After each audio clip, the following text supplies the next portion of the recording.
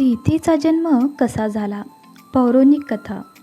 हिंदू पौराणिक कथेनुसार राजा जनक हे मिथिला या राष्ट्राचे राजा होते. एके वर्षी मिथिलामध्ये प्रचंड मोठा दुष्काळ पडला असतो. पाऊस पडत नसल्यामुळे लोक शेती करू शकत नव्हते.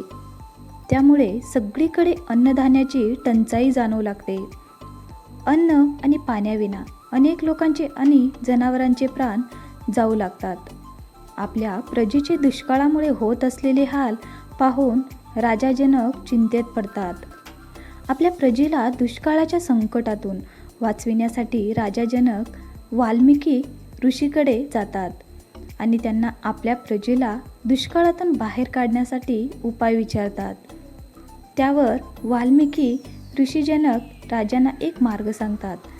ते सांगतात, या दुष्काळातून बाहेर पडायचे असेल तर जनक राजाने स्वतः हातामध्ये नांगर घेऊन शेत नांगरावे. राजा जनक वाल्मिकींचे म्हणणे मान्य करतात. ते लगेच शेतात जातात आणि आपल्या हातात नांगर धरून शेत नांगरू लागतात. शेत नांगरत असताना जमिनीतून अचानक मोठा आवाज होतो. त्या आवाजाने तेथील सर्व लोक घाबरून जातात.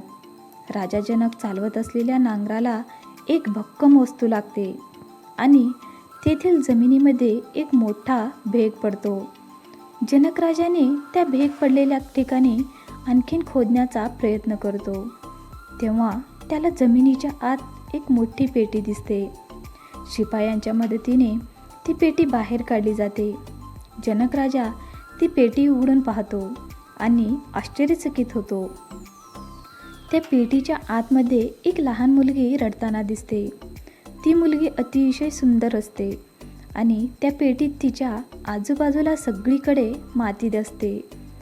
जनक राजा आणि त्याची पत्नी सुनैना त्या लहान मुलीला पाहून खूप आनंदी होतात. राजा जनक लगेच त्या मुलीला उचलून आपल्या कुशीत घेतो. राजाने मुलीला उचलून घेतल्याबरोबर मिथिलेमध्ये खूप मोठा पाऊस पडू लागतो. राजा जनकाला अपत्य नसल्यामुळे तो त्या मुलीला दत्तक घेतो आणि तिचे नाव सीता ठेवतो. जमिनीमध्ये सापडल्यामुळे सीतेला धरतीकन्या असे देखील म्हटले जाते. राजा जनक आणि त्याची पत्नी सुनैना सीतेचा आपल्या पोटच्या मुलीप्रमाणे सांभाळ करतात.